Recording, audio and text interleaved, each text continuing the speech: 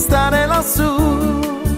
E volavo, volavo felice più in alto del sole, ancora più su, mentre il mondo pian piano spariva lontano laggiù. Una musica dolce suonava soltanto per me.